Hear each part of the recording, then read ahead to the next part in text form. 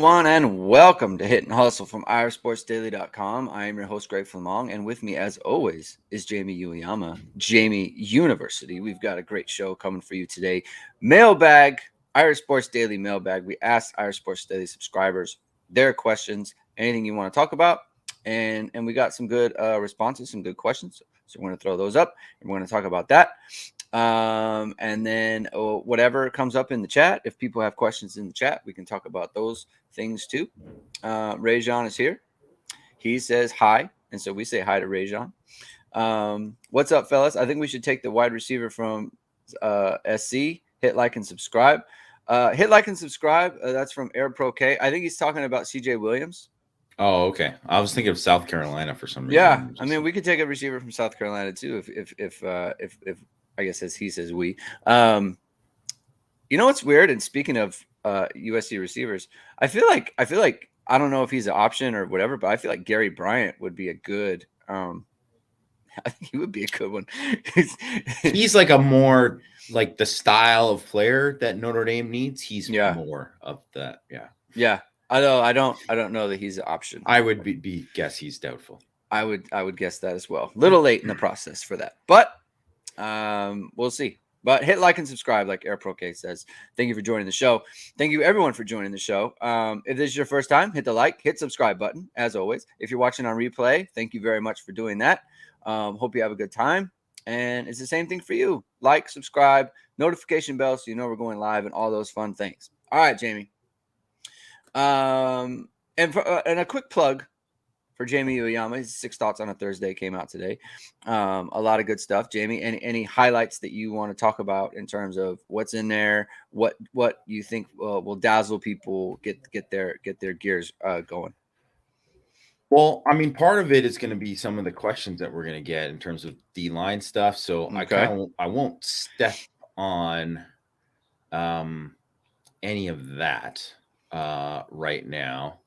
And I'll just kind of I guess I could go into it a little bit. And the one thing I want to talk about is I think people have like a weird idea, and this is what I'm getting the vibes, and I mean, just whatever. This is what happens too with not Notre Dame fans, just any fans in general too.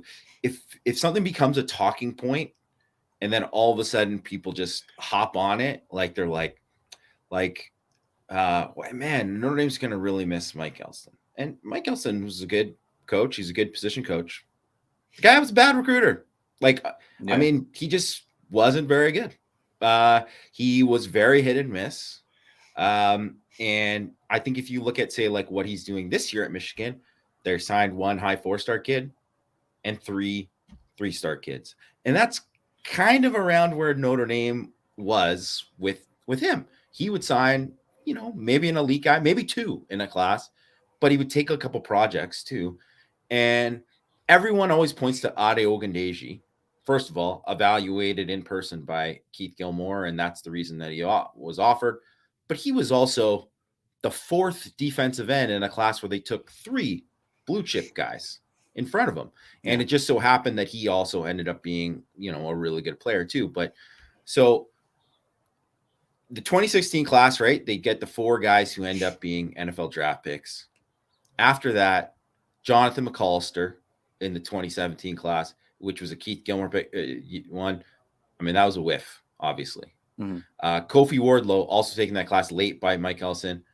I to be honest, I always kind of thought that he was never going to be a guy that was one of the few kids I think that Notre Dame took that I was like, I don't think he ever has a chance to play. And Notre Dame, and he didn't, unfortunately. Justin Adelol in the next class, committed to Keith Gilmore after a camp. Good player for Notre Dame. Certainly not a great player, but a good player. Isaiah Foskey can't get much better, right? Awesome, right? Nana Osafo-Mensah. I would say if you I think he's developed into like a decent rotation guy, but he's had multiple chances to start. They've had to move defensive tackles over to defensive end. He couldn't step up and become a starter. Hasn't really shown much as a pass rusher. I'd say if you're looking at a guy who obviously he was a guy who dropped as the kind of the process went along, in terms of what I think, but he's always had good traits, but he just 4 years in, he's not a starter, right? Yeah. Alex Ahrensberger, big time project, right? Hasn't even made the rotation yet. Jordan Botello, obviously his kind of talent wise was never the issue with him. Now, 2.5 years in the program, really had a kind of breakout in the second half of the season. I think he's going to be a really key player for Notre Dame next year. Will Schweitzer, moved positions, wasn't really like maybe a fit as an edge, and he's been hurt. Yeah. Devin Opui, a guy they took late and ended up transferring back after a semester. Jason Anye moved to defensive tackle. Still, I mean, is he ever going to play? I don't know. We'll see, right? He's not in the rotation in year 2, but you wouldn't expect a guy like that to be in the rotation in year 2. So this year is going to be a huge year for him, whether or not he can play. And then Adon Gobera, who I think is going to be a very good player, but obviously he wasn't a guy who was going to plug in and play right away. Yeah. So when you look at all of those guys and you say, okay, out of all that group, that's from 2016 to 2022, right? There's Gobera, Botello, Nana, Foskey are the only guys that were, blue chips, right? 4 stars, 4 or 5 stars. Well, they signed 3 in the 2016 class. So the next 6 classes, they signed 4. So, I mean, that's not good enough recruiting. That's not good enough when you're signing that. And that's kind of where Notre Dame is now. And I mean, it's pretty similar at defensive tackle too. Even in they took, I would say, more 4-star kids, but some of those guys are smaller guys that were undersized guys, all similar types. And there became a little bit of redundancy, to be honest, right? So I think that's kind of the main thing, that if you look at 6 Thoughts today, that's kind of where Notre Dame is at. And my big thing was, look at where Notre Dame is now. And I think they have a chance to have a good defensive line this year, but it's going to be like more of a 2017 defensive line, because there's still guys who are going to play out of position, probably, most likely, right? They need guys to step up in a big way. Some guys might not be ready to step up in a big way and be primetime players yet. And then that was the exact same with that 2017 team, where they had Jonathan Bonner was the starting 3-tech, was a defensive end, became a 3-tech. Tillery had to play nose because they didn't have anybody at nose. Trumbetti and Hayes played more than, Khalid Kareem that year. So, and whether, I mean, I think Kareem probably deserved to play more, but whatever. That's just where it was at with them at that time. And Aquara and Hayes weren't the players they were the next year. So look at where that defensive line was in 2018 and 2019. Those are really, really, really good lines, right? Like, where did I have the number here? But it was like, it was something like, I think it was 47 and a half havoc plays, right? From the defensive line in 2017, well, 64 and a half and 63 the next 2 years, right? So like a big jump in a number of plays being made. So that's kind of like where Notre Dame is at. They obviously, you're losing your biggest playmaker in Isaiah Foskey, and I think they're going to get plays made from some of these guys, but where's it going to come from? Can they get guys like Tyson Ford, Gobera, Burnham, Tui Halamaka if he's playing Viper, whoever, right? Like, can they get some of those guys to be productive? And that's going to matter. That's going to matter a lot. And my guess is those guys can make some plays, but most of those guys are probably a year away from being like high impact players. And that's just kind of the reality of having all those recruiting misses. Yeah. All right. So 6 Thoughts on a Thursday. Check it out. AirPro K asks, Jamie, did you play O-line or D-line? Just wondering. Jamie is our D-line war daddy. He's a war daddy. Exactly. They were like, his guy's war daddy. And all of the like attention that you garnered allowed Jared Allen to go on and become. That's why he's going to be a Hall of Famer. That's why he was, I think that's right. the 1AA at the time. This is how old I am. It wasn't even the FCS yet. It was 1AA. He was, 1AA Defensive Player of the Year. That's, basically because of me. Yeah. Yeah. So kind of. In ipso facto, Jared Allen, you're welcome from Jamie Uyama. All right, M Sleep, I see your question. I'm going to get to that when we get to some of the questions from subscribers because it'll fit into one of them. So hang tight with that. We'll put up your question. All right, let's put them up. All right, so ND Matt 01 said, Jamie, a little off topic, but you mentioned it above that this is the best D-line class Notre Dame has signed in a while. Individually, these guys are all very talented. But how do they complement each other as a unit? Seems like when I listen to Power Hour and Hit and Hustle, we are hoping all these guys get big enough to move inside. Who in this group can play off the edge and who can apply pressure opposite the Viper? Maybe a topic for Hit and Hustle and 6 Thoughts. Thanks. Yeah. Thanks for this question. This was originally in a question in another thread, and then we threw it in here. Yeah. So thanks, Andy, Matt. Arno Mukum is the guy that he could grow into maybe a 3-tech, but I think he's most likely going to stay out as an edge guy. I really like what I saw, the flashes from him as an edge guy, during his senior season.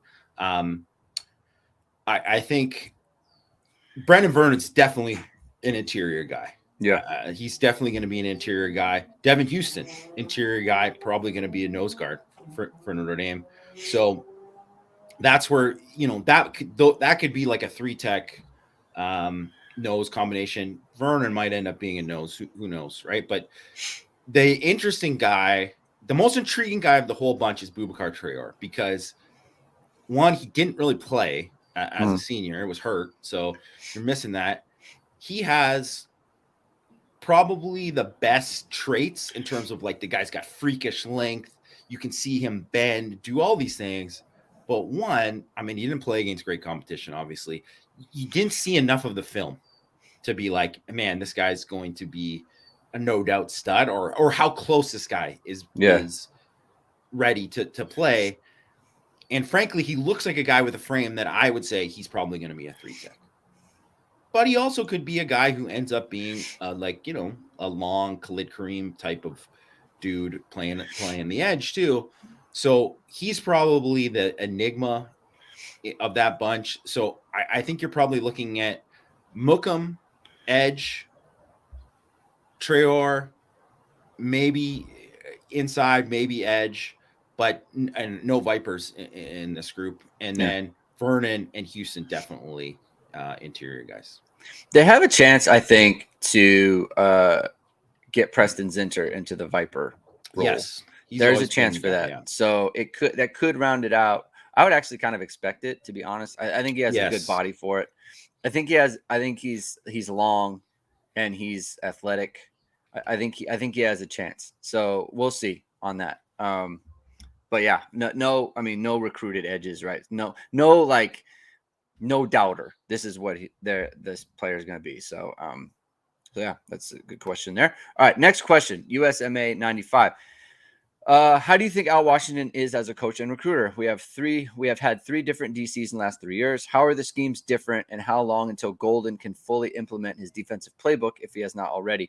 Just wondering if we have players that fit the scheme he wants to run, or if this year's defense was more built around players we had and not particularly what he wants to be running. Hope that makes sense.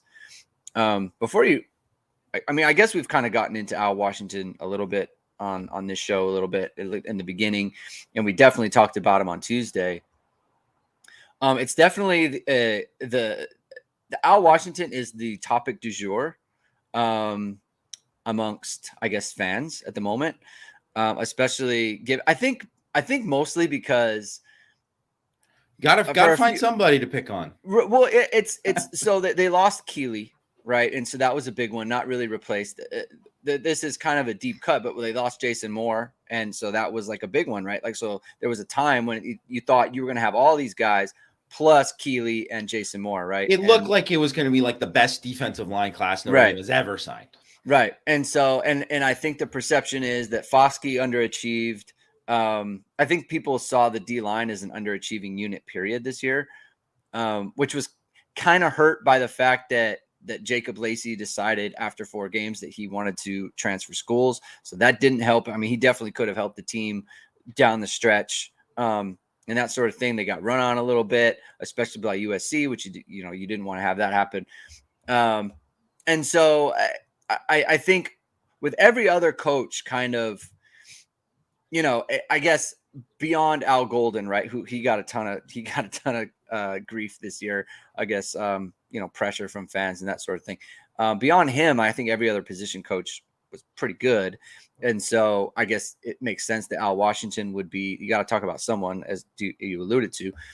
I mean, we've talked about him a lot, and there's the other part to this question that I think is really good. We can spend more time on that. Is there anything you want to say about Al Washington before we get to the second part of the question here? Yeah, I thought he did a pretty good job, to be honest. Like, I think a lot of the stuff interior wise was one. I mean, the 2 best interior guys are guys who should have played the same position in Cross and Adam Alola. Yeah. I think that matters. I think that definitely matters. Also think that Howard Cross pre-spraining his ankle was by far the best. I mean, he was the best guy in the interior. The next best guy next to Foskey on the defensive line before he got hurt, and then he played almost half the season on a bad ankle. And then Jason Alola was hurt for a lot of the season too. That had a big impact. And I think, like you said, losing Lacey because of all those injuries was killer. That ended up being really, really bad for Notre Dame. And I think one of these things with Foskey, like I mentioned, because DeJuan Jones, who is the right tackle from Ohio State, he just declared for the draft. And they had him, and then Paris Johnson was the other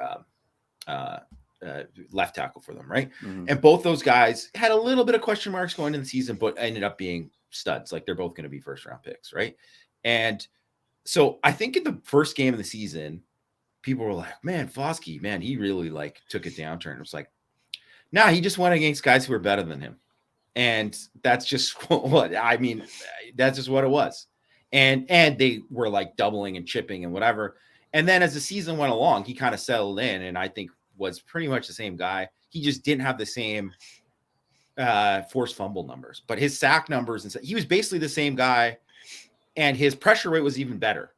And when you consider he had more attention, and that I think he was a better player versus a run, I don't think he regressed, and some 70-year-old Notre Dame fan said I was blind for that. So thanks to that guy for saying I was blind for that. But I think I know more than that 70-year-old Notre Dame fan. Just shout out to that guy on Twitter who's yelling at me from afar. But also, I do want to point out to the point about Foskey too, and against Ohio State. Look at Ohio State against the Georgia D line. I mean, yes, those guys. If you watching the game and taking it on Twitter, there were non-college football accounts talking about how Jalen Carter was absent. Right? Yeah, they could not get pressure on Stroud, and that 41 points, right? He was giving it to him. Ohio State probably wins that game if Marvin Harrison doesn't get hurt, right? So yeah, those guys did it against the best of the best, right? So it kind of validates your point. Hey, those guys were really good. That O-line was, I think, was by far the best Notre Dame played this year. Yeah. I don't think it was close. Yeah. And so I think overall, talent inherited, some of the injuries and stuff like that. I thought Al Washington did a pretty decent job. Wasn't I'm not giving him an A, but I think he would get a B from me, and then as a recruiter, I would just say that, he didn't end up with the class, but it's that people wanted. But I think Jason Moore probably liked Al Washington a lot, but just wanted to go to Ohio State more than Notre Dame. And Keon Keeley, I think now we know Notre Dame was never going to get him. So that had nothing to do with him or anyone. It didn't matter who Notre Dame had a defensive line coach. So I think he had a really good, I think he did a good job in recruiting. I think he's a big upgrade. I don't know if he's an upgrade on Mike Elston as a coach. I think that the jury's still out there. Definite upgrade as a recruiter. Yeah. And in terms of, how long it'll take Golden to fully implement his scheme, and if players that fit the scheme he wants to run, or if last year's defense was built around the players, I do think that there is something to the fact that the third defense in 3 years, I think that played a role last year, and just like, especially at linebacker, right? I think those guys really struggled with that. And I do I'm curious to see, whether that position in particular takes a pretty big jump next year. I mean, what did you think of it? Like, I had questions earlier in the year about a lot of things they were doing. Like, I thought a lot of stuff on third down, like they gave up so many third and longs. I felt like that really could have, they could have gone in a different direction there. But, when you look at what they're doing, like, it kind of makes sense. Like, it's a throwing down. We don't need to have 7 in the box or whatever, right? So things like that. I felt like there were some situational calls that I didn't love, but I don't like dinging DCs for situational calls. I mean, you have to make a call on every single play, right? Like, you're gonna have some misses during, right? You're going against 900 snaps. You're gonna have some bad ones. I think just generally the scheme. I didn't think there were a ton of, like, for example, like USC's defense. I watch USC's defense. Bus City, and like, what are you asking these guys to do actually? Yeah. Like, it's just, it's very confusing. There's so much there where it's like, even if it goes to plan, that you're not in a good spot, right? And I felt like that wasn't the case for Notre Dame this year. So I think next year should look cleaner. I think the execution level will be a lot higher, especially from the linebacker position. And as we saw this year, like, linebacker play improved, and therefore the whole defense kind of took a jump in terms of the way they played too. So that's kind of how I see it. What do you think, Jamie? I thought coverage wise, I like what Golden did. And I think if you look at what, I mean, the fact that you could have, like, freshmen play pretty well, like a Benjamin Morrison playing pretty well. And a lot of that is on Morrison, but, a lot of that is, allowing the scheme to be friendly enough for a guy that can play, right? So coverage wise, I think they did a good job. I think they did a good job. I think he was too vanilla pressure and like movement wise, just like stunts and some of the other stuff, like up front. Which also, I think that's something that didn't help Al Washington or the defensive line, right? Like, I just think in that way, college football is different than the NFL. Like, you can play really straight up in the NFL. There's not as much because everybody was a war daddy. You know what I mean? Like, the guys who play in the NFL, like, very few teams don't have, like, just studs across the board, right? Even the guys that maybe, there's obviously different levels of guys. Not everyone's Aaron Donald, but everybody can, like, play the run, split a double team, do like these kind of things. And it's just not like that in college football. You don't have all those guys, especially when it comes to rotating guys and stuff too. So you have to do more to create havoc. And I thought he did a much better job in the second half of the season. And that might also have been, like, the guys getting more comfortable within the scheme too. That could have been it. But I mean, I think overall he did a good job. I mean, the points were down. That's right. What you like. And they made adjustments. They did that kind of stuff. At the same time, like, even with some of the talent stuff, the havoc rate was bad. Like, that's not good enough. Like, they should have, like, I think too, like, when you look at, like, a guy like Maris Leofau, and who everyone's like, get this guy off the field, he's not making plays, whatever kind of thing. Well, why do you think they're still playing him? I think they're still playing him because he's a guy who they think is capable of making plays. Well, they got to do something to help him. Yeah. Then, and whether that's, like, getting him in better reads, or a variety of pressures, stuff that they're doing. Like you got to do more there. So that's the main thing I want to see from year 2 is, how are they adjusting to the personnel better?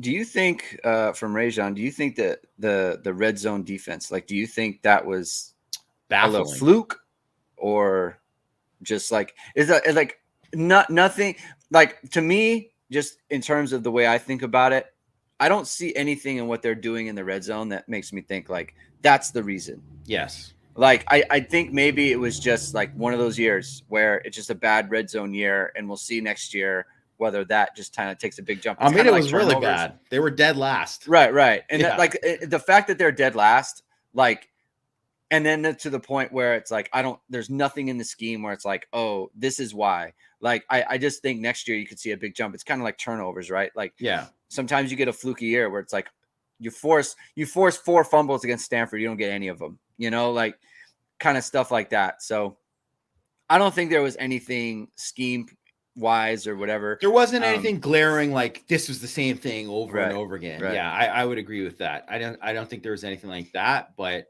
I mean, you can't say anytime anyone does that bad that it's not. Yeah, it was awful. I mean, maybe they've identified something, in house or whatever. I hope so. We'll have to see. We'll have to see. They can't. Yeah, it's not sustainable. Right. It's actually shocking they kept the points down as much as they did. Right. With that bad red zone defense. Exactly. Yeah.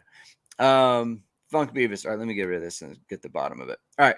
I'll second this question add on. I've read that NFL has moved towards the Brandon Staley defense that is willing to give up more room in the running game for the advantage of stopping big plays in the passing game. Is that what Golden is trying to accomplish with playing nickel so much? Do you think his defense makes sense at the college level? Yeah. So for those that don't know about like what Brandon Staley, and he's kind of described it as like, the philosophy is having one-on-ones in the run versus the run. So like you have the numbers to match up. You're not outnumbered in the run game, but you are even numbers as much as possible. You have to win one-on-one matchups. Yes.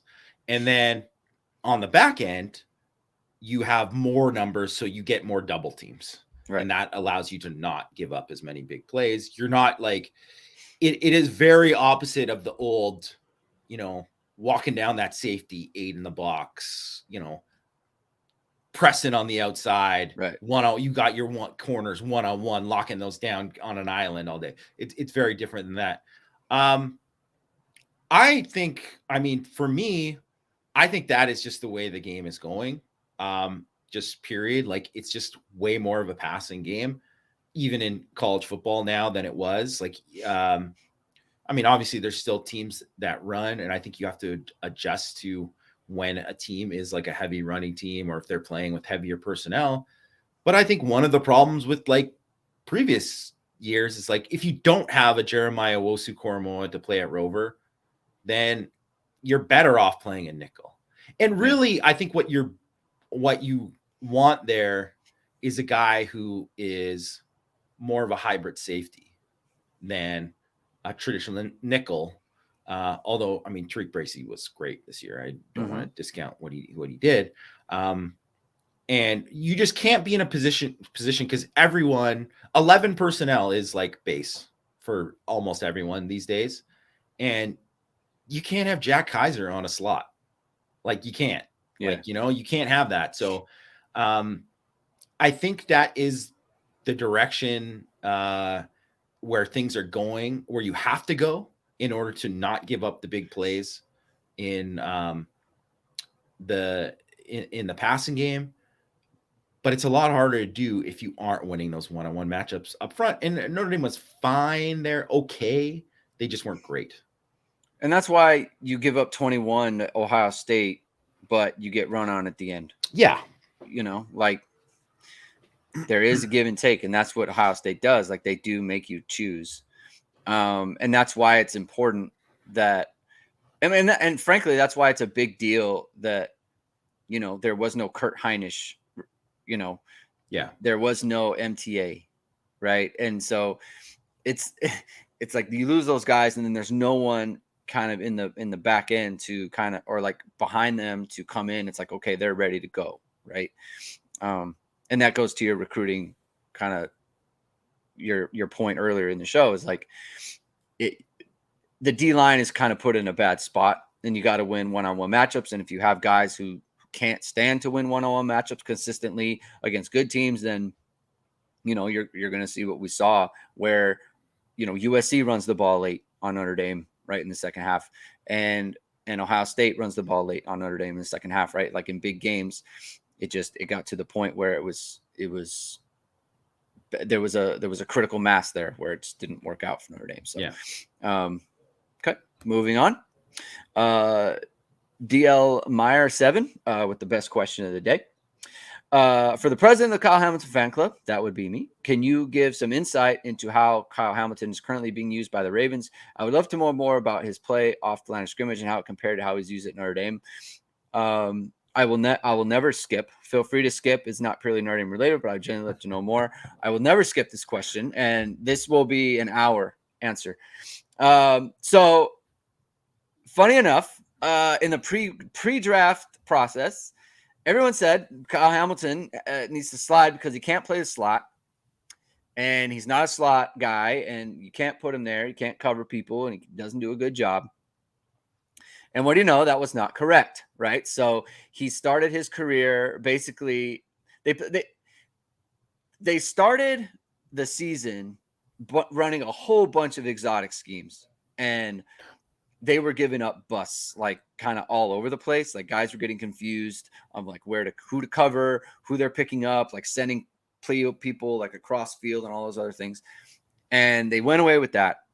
And somewhere in the middle of the year, like Hamilton was getting maybe 15 snaps a game, 20 snaps a game. And then they got him into the slot. And he was basically just a slot corner, right? He is their essentially nickel. He is their version of Tariq Bracy. And that's when he started to thrive. That's when the defense started to thrive. He's phenomenal as a blitzer. I mean, he's just a problem, right? Like and that's where it's a little bit different. Notre Dame would bring him off the slot on blitzes some, but not a ton. But he is just like a force. He has 3 sacks this year. He's got a bunch of quarterback hurries. He's got a bunch of quarterback hits. I think PFF had him as the sixth best slot corner like in the league last year in terms of yards given up and catches given up. He's tied for first on the team in passes broken up. He had 40 something, I think 41 solo tackles this year. So he's really come on in the last 6-7 weeks of the season. Mina Kimes was tweeting about how much of a menace he was against the Cincinnati Bengals, who aren't really a very good team, despite their lucky Super Bowl run last year. They're not very good. Just waiting for Matt to I am also waiting for that as well. So that's what's going on with him. He's found a little niche in the slot. Who knew, right? Who knew that Kyle Hamilton? Who knew the guy who could cover Tutu Atwell in the slot and covered any tight end that you had? Like, who knew this guy could cover? Yeah, man. Apparently not the random college coaches that were, they weren't afraid of him. Yeah, they were talking about. They weren't afraid of him. It's one of those things. Like, if I wanted to. We weren't afraid. Like, we feel like we didn't have to go away from him. We did, but we didn't have to. We did, but we didn't have to. Right. We did, but give me a break. Right. I hate these stupid idiots. Like you wouldn't take him on your team in a second. You moron who's got like guy who's never going to play in the NFL as your starting safety. Like, come on. Like, he's a freak. The guy was getting top 5 love before the thing because the tape speaks for itself. Right. The guy's a stud. Yep. I'm sorry. Like, maybe you don't want him to cover Cooper Kupp in the slot. He's like everybody else in the friggin' No one wants to cover. No one can cover Cooper Kupp from the slot. Like, that's why I had 150 catches or whatever. It was nonsensical. I'm so happy that he's found it. And I actually think what's funny about Kyle Hamilton and how he's being used now is they had to use him in a million ways for Notre Dame, right? Like, he had to be this Swiss Army knife for them in a lot of ways in terms of like sometimes he's got to play deep middle, and sometimes he's got to do this. Sometimes he's got to play man here, right? And what's ironic is that he was on the team the same time as Jeremiah Wosu-Koromoa. Yeah. Is he could have played that rover and been phenomenal as that rover. And the reason he couldn't do it is because you didn't recruit well enough to put people back there who you trusted, and that's why you don't want to do that.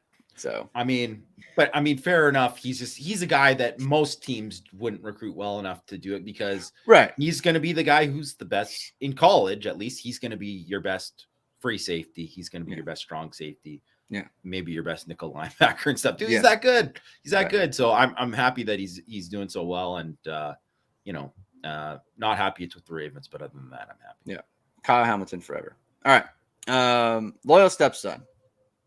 And RW Irish, it's kind of the same question, so I put him on the same one. The last few powers had me down on the defensive line for next year. Who of the current new recruits could make the line play better than Mike's assessment? So Mike Frank is on Power Hour. He's been very concerned about the defensive line and RW Irish status of the D-line portal recruitment. So I don't know. I feel like we've covered the first one quite a bit. Yeah. So I guess anything else you want to add before we get to the portal part? Well, I think the guys that you're going to look at, I don't think any of the new recruits I would pencil in as guys who are going to help out right away. Yeah. It's far more likely that you're going to get those guys who redshirted last year who are going to contribute, or maybe the guys who are in, maybe like a guy like Gabriel Rubio takes a big jump and ends up being like the starting nose for Notre Dame. I think that's probably more likely. I think the status of the portal D-line recruitment is, it's not great right now. I don't know if they're going to get anybody, right? Like, they had Vaughn's on campus. He's another pass rusher, but another thing where it's like, so if, let's just say you feel good about now you feel good about Botello, right? Now you feel good about Botello, but then you're like, I feel like you got Tui Halamaka, you got Burnham, you got maybe Sneed you can use as a pass rusher at times, and you got some of that. Well, Byron Vaughn's is kind of in that mold. Mm-hmm. So they could use somebody to play end that can make sure that Riley Mills kicks inside permanently. And if they don't have that, then, that's going to be a problem. But I was just looking at the portal again last night and this morning. There's just not anyone. I think Xander Cruz mentioned it right here. To not get anyone is a massive failure. Who was on the list? There's just not a lot of guys. Even the guys that have gone on to some of the other schools, it's not a deep list. There's not a really lot of good defensive linemen in the portal. Who's better than Jacob Lacey that's available in the portal? That's a good question. So the Fisk kid, right, who they were on, who ended up going to Florida State. People have him ranked higher than Jacob Lacey. I'm not sure he's better than Jacob Lacey. He might be, but it's not like a slam dunk. They would have been better off if Jacob Lacey stuck around, but then still doesn't it still doesn't mean anything for what they need at end. So really what they need is Aiden Cabarrus is really good. Justin Rogers, he guy's going to Auburn. He's going to Auburn. He's not even a guy that you would, first of all, he wasn't a guy for Notre Dame in the first place. And usually when those guys aren't a guy for Notre Dame in the first place, there's pretty big reasons behind it, right? They're just, if a guy's that talented and then he's going to Auburn, please tell me if you think that guy's a fit for Notre Dame and he's not trying to take a bag of cash right now. Yeah. S. Gomez asks, who are defensive players opposing teams will need to plan around Ben Morrison? Are there others? I think the Ben Morrison, Cam Hart situation could be really good for Notre Dame next year. Yes. There's that. Beyond that, I don't know if you're planning around anybody, right? like you would, like, no, there's no one on the D line was like, we got to send those double teams, or we have to. Well, I mean, look, which is kind of good, I guess, in terms of like Jordan Botelho having an opportunity to kind of take the next step, or Riley Mills, or Gabe Rubio, guys like that. But it's a good point that Notre Dame doesn't have people in the secondary who other teams are going to be like, we're very worried about X guy, right? Other than Ben Morrison and maybe Cam Hart, right? Doesn't mean that can't be a good defense. It's just that's as a matter of fact. Well, right? I think the one thing though is if you have two of those players and those players play corner, it opens up so much. I mean, look what it did for Cincinnati. Yes. With Kobe Bryant and Sauce Gardner, right? Yes. And it elevated their front seven because of that, right? So that's the kind of thing that can happen. But I don't see anybody up front. No one right now projects as a game wrecker. Yeah. Up front. Maybe this is also too, like, this is why like spring and all this kind of stuff matters. Maybe all of a sudden we get out of spring and first of all, please, just let us in to watch some practices, guys. Just let us in. It's not going to hurt you. It's not going to hurt you at all. We're raving about the team. Oh, that's not a bad thing. It would help a lot if like you come out of the spring and you're like, wow, Howard Cross is unblockable playing 3-tech, or Riley Mills is like really just taking it to another level, or or Botelho is just like an animal. Just no one can, like Joe Alt is having problems with Jordan Botelho. That would be the most encouraging thing. Jamie, is there a possible Jerry Tiller on the O-line that is not playing that we can move to D and he can thrive? No. From M sleep. I don't think so either. The There's thing with Jerry Tillery is like he was recruited to be a D tackle. And then they told him, oh, yeah, maybe we could put you at offensive tackle. But they wanted him at D tackle the whole time.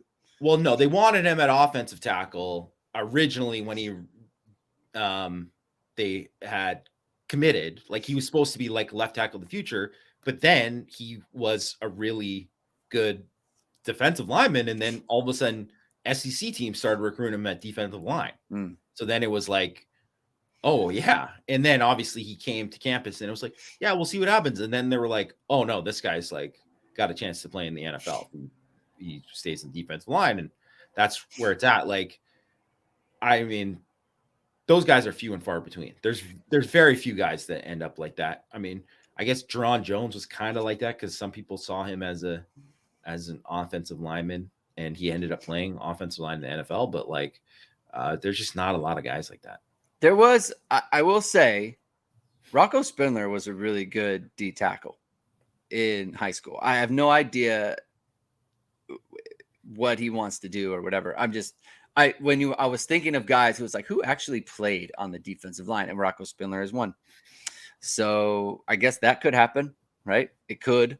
I don't know that it will, but I think of all the offensive linemen, I think he is probably the one where, it could happen if they asked or if he wanted to or something. Galloway asked what to tell. It's kind of so basically he's asking, how can Notre Dame get to 85 on the roster? His head is spinning. So basically, I think Notre Dame's in the 90s as far as scholarship players right now. They need to get to 85. Pretty typical around this time of year. Right. So, I mean, basically, there's no magic way. We expect either, very soon or during spring or whenever, guys to enter the portal. I have no concern about Notre Dame getting to 85. Like none. It's not something I spend any time thinking about. So. And you have a comment on that at all? Oh, I know like my buddy Eric Murtaugh at 18 Stripes, it's something that he obsesses over. And I've told him numerous times, you don't need to think about it. But it's his thing. So whatever. Yeah. He's really into it. And people are really into it. Like a lot of Notre Dame fans are like, what? Well, guess what? There's going to be enough transfers. There's going to be medicals. There's going to be just other things that happen. Players just decide to not play football anymore and just go to that. Happens all the time too. So they'll be fine. They'll get under 85. Yep. All right. Thanks for taking questions. Compile returning receivers. There's part of this on the bottom, so I will get us out of here. All right. All right. So he lists S-Rock lists all of the basically incoming receivers and Caleb Smith, who's entered through the portal and that sort of thing. He also added CJ Williams, which we don't know is going to happen. I would say we don't even know if he's going to visit. If he visits, I think in my opinion, this is my opinion, I think Notre Dame will land him if he visits. If he doesn't, then he won't, right? He does need to visit, and it does need to happen. So we'll see. So a couple of questions. If you create a depth chart today, what would it look like? How much better will Hartman potentially make each of these wide receivers if he wins the job? So, depth chart, I would say Colsey and Caleb Smith Sr. at boundary. I would say Styles. Who do I want besides? Styles, Jaden Thomas in the slot, Tobias, and you could probably get Styles out there too, Caleb Smith out there. A lot of these guys are interchangeable. And then the freshmen, I would say Greathouse, boundary, Braylon James, slot to X, Rico Flores, slot, Caleb Smith, X, CJ Williams, slot. That's what I would say. So who do you think stands to benefit the most? I think they all benefit, but who stands to benefit the most from Sam Hartman joining Notre Dame football team? Caleb Smith, the older version, I think. Because I think that's a guy too who is a boundary guy, a guy who can win back shoulder. He's going to get a ton of those targets. So him, Colsey, I think those guys. I would say just in general, Tobias Merriweather, guys you can go and get it deep, right? Mm-hmm. Because Hartman can do that. So I think that's a big thing. I think Jaden Thomas is one of these guys who's going to be he'll be fine no matter who the quarterback is. You know what I mean? Yeah. He's just one of those types. Obviously Styles, the questions are more about other stuff other than who's the quarterback for him. And then whatever, it's just too early to tell with a lot of the young guys and where they can, how much they can help right away. But I think those boundary guys are going to have a chance. And I really think too, Tobias Merriweather is really interesting because he could be the best boundary guy on the team. So it depends where they're going to play him. What's his best fit? I think he's got to get, he's obviously thin for, he's a freshman, right? So how much stronger is he going to get? Can he be a guy? Because I imagine he's going to be a guy 2 years from now is going to look a lot different physically. Yeah. Be a lot stronger. And right now, I don't think he wins more with just his speed and athleticism than he does like strength wise. And I think that is probably going to change for him as time goes on. He still have great speed, but he just and will add that piece to it. I think Tobias stands to really gain because of the over the top stuff, and not just that, but since I think he's going to be on the field or to the field, I should say. I think having Hartman opens up the field for one, and I think it opens up full field reads. Whereas I think a lot of the time Notre Dame was a half field read team. And the other part, I really think Styles, because Hartman really works the slot. If you watch their games with Wake Forest, he really works the slot. A lot of those option routes, he's really good at reading those and putting the ball on the money. And I think I think the problem for Styles too is you get one or two chances a game, and it's I really have to capitalize on these chances, because I think he presses and puts pressure on himself, puts the ball on the ground. He's just not getting a lot. But where if you're with Hartman out there, I'm gonna get a chance to catch the ball 3, 4, 5 times a game, so I don't have to stress over every single one. Right?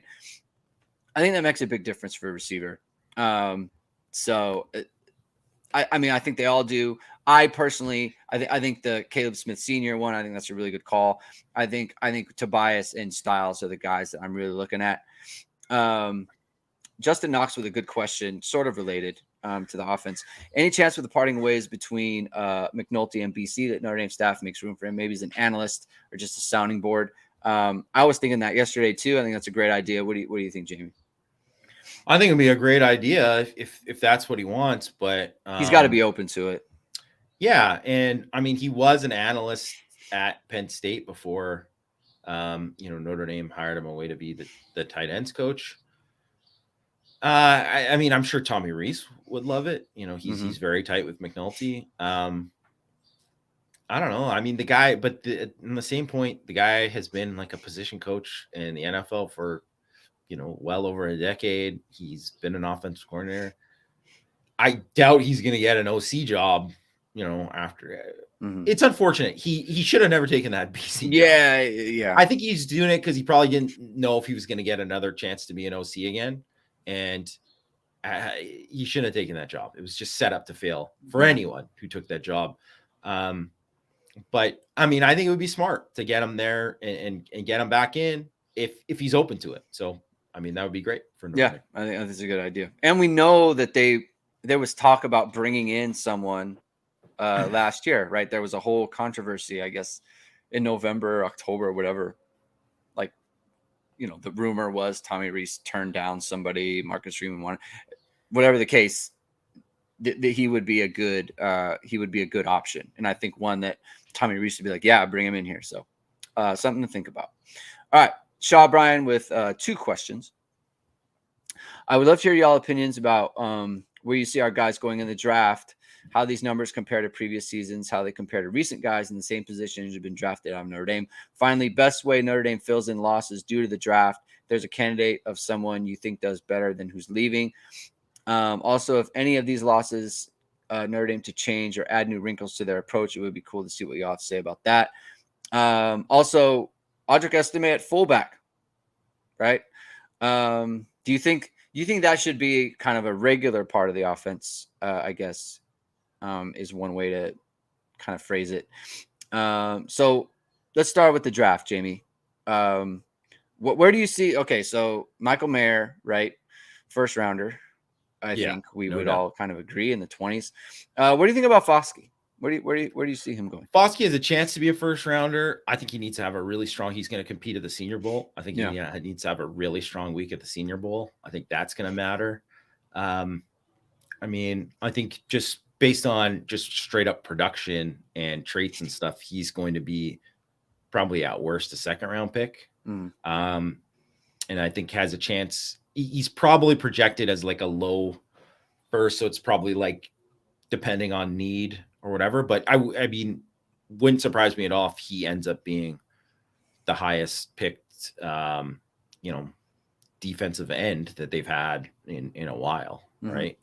Like higher than Aquara and Kareem and Hayes and Hogandeji. I think that, I mean, after that, to be honest, I think that's one of the reasons why you look at this team that they don't have like a ton of guys that are like no doubt top picks, right? Right. Like, so Jason Ademilola is like going to be super interesting to me because if you told me that he was like, oh, he went in the 4th round, I'd be like, okay, sure.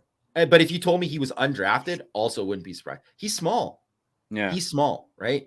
So that is something that is, I don't think it's for sure. Like, so like Justin Ademilola, like I know he, apparently got like a good grade from thing. Would love to see him get drafted, but he's also small. Like he's the guy, he's not going to wow people in the pre-draft process. Like they're going to look at him and be like, I don't know. He's not a big guy, right? They're both just not big. So, and anyone who's been around NFL players just knows, like, I mean, I'm not a small guy, and I've been around a lot of NFL players, and I look like a small guy compared to a lot of these guys. It's a different beast, right? And then really from there, like Patterson's going to be interesting because really with like an interior offensive lineman, I mean, he's not going to be a first round pick. He's not going to be a first round pick. If he went in like round 3 or something, I wouldn't. Where did Hainsey go? Hainsey, I feel like he was a 4th rounder, maybe. He was a 3rd rounder. Okay. He was a 3rd rounder. So I could easily see that for Patterson. But also, too, he could be a guy who's like a 6th round pick, but then he ends up being in the league for 10 years. Like, it doesn't really matter. You know what I mean? I think he's going to be a guy who plays in the league for a long time. He's going to get picked, right? That's the one thing for sure. It would be nice if he was, one of these guys who was also whatever. I think the position flexibility thing will help him. Yeah. It'll definitely help him. But like outside of that, like Josh Lugg, I mean, he's not going to get picked. And like, obviously after that, I mean, Bracey is the only other guy. Yeah. Right. Bracey's the only other guy. And I think Bracey gave himself a chance to get picked because with a really strong year. At the same time, like, how does he run? 40 is going to matter for him a lot. I mean, I don't know. Like, if Notre Dame could end up with only 3 guys getting picked, that could happen, but it could have as many as like 6, but not more than that. And I think that's kind of what the team was, right? They didn't have a lot of those no doubt guys. Yeah. As far as Estime at fullback, I mean, they did use him at fullback against Syracuse. I think if Buckner was the quarterback, I think it'd be more likely. With Hartman, I don't see why you would do that. But it's in the playbook, obviously. I mean, they've done some things. I don't part of it. Yeah, sure, whatever. Yeah. But I do think they could. I think there is. With this team, I think there is a place for the full house backfield. I will say that with him in the middle in like a short yardage type of deal. Yeah. Sure. But I saw after, he was like excited thinking that would improve his draft stock. I mean, it's not going to improve his draft stock. No one plays with the fullback in the NFL. Like, there's like 3 teams that actually have him on the roster. Well, the 49ers do. And the thing with Juszczyk, he's a phenomenal athlete. He's a really good athlete. And you got to be like a terrific blocker. I mean, like a really good blocker. That's more of like Tommy Tremble is more Kyle Juszczyk. You know what I mean? So it's like, he's kind of like hybrid tight end, hybrid fullback. And that's not Estime. What Estime wants is people to look at him and be like, oh, this guy could be Derrick Henry. Right? I mean, he's probably not going to be Derrick Henry, but you know what I mean? Like, I got you. He's got to be a lead back. And frankly, man, if he was like, they were like, hey, I think we're going to switch up the offense. We're going to put you at fullback. I'd be like, I'm out, man. The guy just led the team in rushing. It was noticeable when he came in the game. Yeah. Like, he was Notre Dame's. I mean, he was their on a per carry basis. He was their best. Yes, this year. I think question. You know what I mean. Like, you can argue that it was pretty even between him and Logan Diggs for most of the year, and Diggs did some things better than him than Estime. But you can't deny that Estime showed special potential. Yeah, and probably if he definitely would have been like 1,000-yard back if he got a heavier workload. And I think he could be 1,000-yard back next season. So, I don't know. I think I don't see fullback being like a more than just a sprinkle here or there. ND rules CFB. Does a more high-powered offense allow for less experience on defense to play since the offense can overcome these mistakes more easily? So basically he's asking, or they are asking,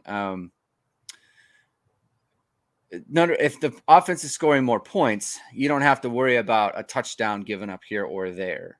It's kind of an interesting concept. I mean, I think what was more likely is Notre Dame, if they're scoring more points, you're up 14-0. It's like, okay, now you feel like you have a cushion. You feel like you're going to be able to score points more easily. You don't have to protect leads as much. Do you kind of see that being a catalyst for like, okay, we can throw in a Jalen Sneed or someone like that? I don't think Notre Dame has ever had an offense that good enough that they could have, they were like, we can just willy-nilly put guys in a defense who like aren't ready. I just don't, they're not a dominant enough team to do that. So I don't see the offense, even though I think the offense is going to be better this year. and I'd probably predict that they're probably going to be a top 15 offense this year, which would be, a step up, right? A pretty big step up, maybe even top 10, right? I think that's in the cards, but I don't think like Notre Dame can't afford to be like, we played a lot of young guys, so then we were like a top 40 defense instead of a top 20. Like, no, to me. Well, let me know what you think about this, Greg, too, because whenever everyone's like, why doesn't Prince Coley play more? Why doesn't Jalen Sneed play more? I think you see them play and you see why they don't play more. That's just me. I'm like, yeah, you see the talent for sure. And you're like, wow, that's exciting. This guy's an heck of an athlete. Yeah. Like you see him make a play. That's great, right? But you see a lot of screw ups. Like you see them like make mistakes that some of the other guys don't make. And some of it is you got to let some of these guys make some mistakes sometimes, but it's like, well, Benjamin Morrison's not making those mistakes. Yeah. And that's why he plays. And that's why he starts. And that's why from like week 3 on or whenever it was, Benjamin Morrison was the starter. He like beat out a guy at corner who had started 2 years. Right. So I think like everyone wants to anoint the guys. And it's like, well, Notre Dame has played young guys. They've started young guys, right? When guys are good enough and like they let them play, right? But you can't, it's a fine line because you don't want to be put in a situation with that. And I just don't think Notre Dame doesn't have like, USC's offense, so they can't make it. And then also too, you don't want to be USC's defense because you're playing a bunch of guys that you're like, I think USC just had nobody and they're just playing whoever they have, but I'm just hypothetically, right? Yeah. Like, you don't want to be in a position where it's like, man, all these busts, like that's how you lose games. Notre Dame, the margins are too thin to just play guys. If guys are going to make too many mistakes, if a guy makes one mistake here and there, whatever that happens, that's ball, right? But like, if there's a guy who's in there and doesn't play a lot and I think that's one of the reasons why with Jordan Mattello, like probably like why he wasn't playing as much. But then guess what? He just made so many plays and then you didn't see him make the mistakes. Yeah. I never saw a lot of like, oh man, he really screwed this up. Or like, okay, that the block punt for the touchdown against Clemson. And I know people brought it up a million times. He had a chance to just destroy Miles Murphy, like knock him out cold. On a blindside hit. I think a year ago he probably would have done it. Right. Yeah. But he didn't. And that was like real restraint. And that would have taken a touchdown. That would have changed the whole outcome of that play. Right. And so I'm not saying that, but with like Jalen Sneed, whatever, but he did have 2 15-yard penalties in the game that weren't smart. So, it goes both ways. Guys got to, guys have to be mature, have to, know their assignments. They got to do all that stuff too. Yeah. Couple things. One, on defense, they play a lot of people anyway. So there's that. They do. They play a ton of guys. And I do think there is something to the idea that I think 25-6 against BYU or 31-14 against North Carolina. I do think it feels different with Sam Hartman at quarterback than Drew Pine. I do think there is something to fair. That. It does feel different.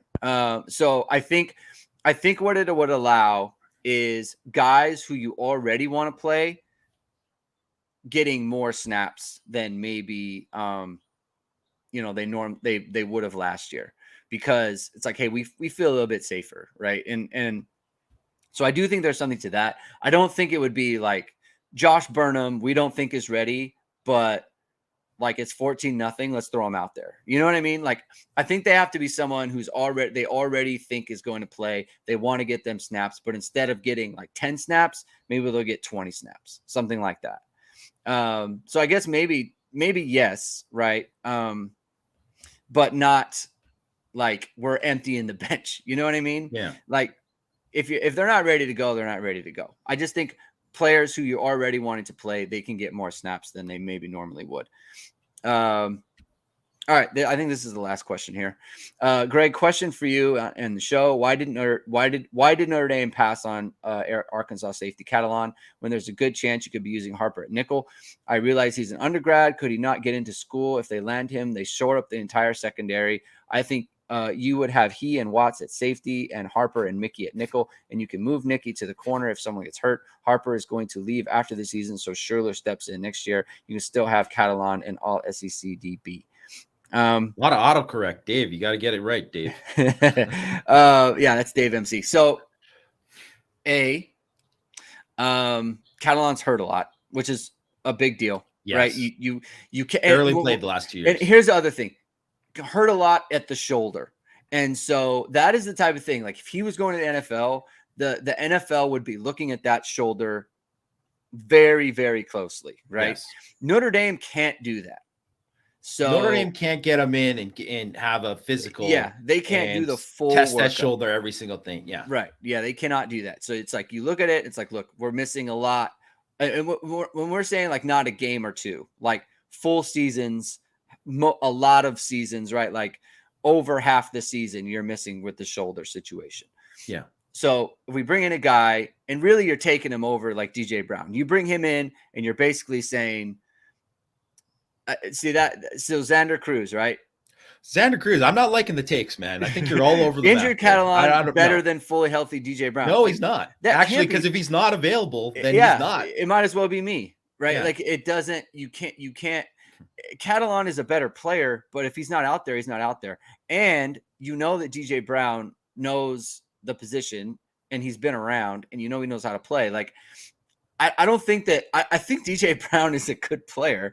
It's just he's not a star player, and he's not going to completely lift the defense.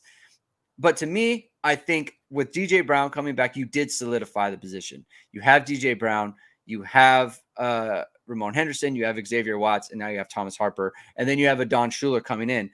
And Adon Schuler as a fifth guy, in my opinion, is a really good situation because he's only going to play if he's better than some of those guys. And we know those guys can play. We know that we can put them out there, or I always put myself in the position of the coaches. They know they can put them out there and they can field a good defense, especially with the corner situation that they have, right? So to me, you can't take a chance on someone who's constantly hurt when you have a guy like DJ Brown who hasn't been hurt. Yeah. He is always available. He is always ready to play, right? He has not missed big games. He is the type of person who filled in for Kyle Hamilton when he got hurt, and he solidified the secondary, right? And that's a big deal, and that has utility, right? So I think that's why you don't bring him in. I think DJ Brown versus Catalan, I think it's a fair trade. I think it's an even trade. And I think it's one that works out for Notre Dame. I'm happy about it. I feel like it's a good situation, and I like the safety situation. And so kind of that's where I'm at with it. And I think it allows you to develop a Don Schuler as well. Jamie, do you have a take? One with Catalan, the guy that he reminds me of, if you watch him play, is Bob Sanders. And obviously Bob Sanders was a stud, but Bob Sanders had the same problems, right? I mean, Xander Cruz, we might as well get rid of the whole team, man. You're not a fan of a lot of guys. Like I've noticed, you're not too big of a fan of a lot of guys on the team. I don't think that's true either. It's not true. He's a fine player. He's not an All-American. He never will be. But I mean, he's been solid. He's solid, and unlike a guy like Houston Griffith, he finds the football. You know, he finds the football. If it was Houston Griffith, I could, but that's not. DJ Brown has been a decent player for Notre Dame, right? Like, and I think having him as insurance is, at the very least, is a good thing. I think one of the things with Catalan is that, his style of play and also how his injury history, that plays a part in it for sure. I also think, like, the one thing with Harper, you could be using him at nickel, but he might be a starting safety. So if he is a starting safety, then, you're going to look for someone else at nickel, right? So, I mean, I really like picking up Harper because there's the possibility there with him, but I just don't think that, like, if DJ Brown wasn't coming back, 100% take Catalan and just roll the dice, because they don't have enough people there. And then you're almost relying on a guy like Schuler to break into the two deep. But the fact that DJ Brown is an option and wants to come back, and like, I think that is one of those things where you're like, no, we don't have to roll the dice with this. Because, I mean, I think it's probably more likely that Catalan is a guy who is kind of beat up and doesn't really play much for Texas, because he committed to Texas, right? So then it is that he ends up being an All-American at Texas. I just, you can't have him get hurt and then there's 3. Yes. And then you have to move guys. Yeah. It's just kind of roster management at that point, right? Like, I think he's better than DJ Brown, but he's not so much better that you can risk the fact that he won't be available.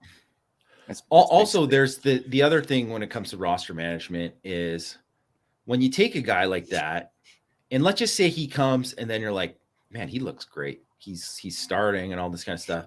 And then that pushes like someone like X Watts out. And you're like, okay. But then X Watts is like, I want to play. So he ends up going somewhere else. And then Catalan gets hurt. Well, then you're even more like, there's all these other pieces of it that can go into it too. It's not just simple cut and dry. You have to think about all of these parts of it when you're evaluating that kind of thing. And it's just like one of those things. And obviously he wasn't the same caliber of player. But oh God, the safety from Cal that they took in 2016. Oh, yes. I know you're talking about. Yeah. Why can't I think of his name? Yeah. Anyways, I know you're talking about. He didn't do much at Notre Dame, and he didn't do much at Cal after he had played early. He was hurt all the time. He was hurt all the time. And then that was the thing. Even when you took him, he just wasn't a guy you could count on ever. And that's just whatever. Not that he wasn't a good guy or like a good teammate or anything like that. He just wasn't. Yes, Avery Sebastian. Sorry. Thanks, Tyler. Yeah. Yeah. So that was the thing there where like, you don't. That's an example of like, you take a guy and it's like, yeah, they just needed somebody, but it's like it didn't even end up being anything because it didn't help at all. And that's just what it could be with. It's a lot of it is playing the percentages. And Catalan has multiple years, but I don't think he's coming to Notre Dame to be a multi-year player. Just like Brandon Joseph had multiple years, right? Yes. He is not at Notre Dame. So, all right. That's those are the questions, Jamie. That was fun. That was a good mailbag show. Yeah, thanks everyone for the questions. Make that a normal thing going forward. So, as always, if you like the show, hit the like button, hit subscribe button. If it's your first time listening, do the same. We'll be back next week talking about, I don't know. We'll see what comes up. Right. But I think there will be some portal decisions at that point. And we could talk about that. So there's going to be a lot to discuss there. So that's what it'll be. So you're going to want to tune in for that probably Tuesday of next week, minus some breaking news of some kind that we'll have to throw a show together real quick. And in the odd event, you want to hit the notification bell as well, so you know when we're going live. So once again, thank you everyone for tuning in, and we will talk to you next week.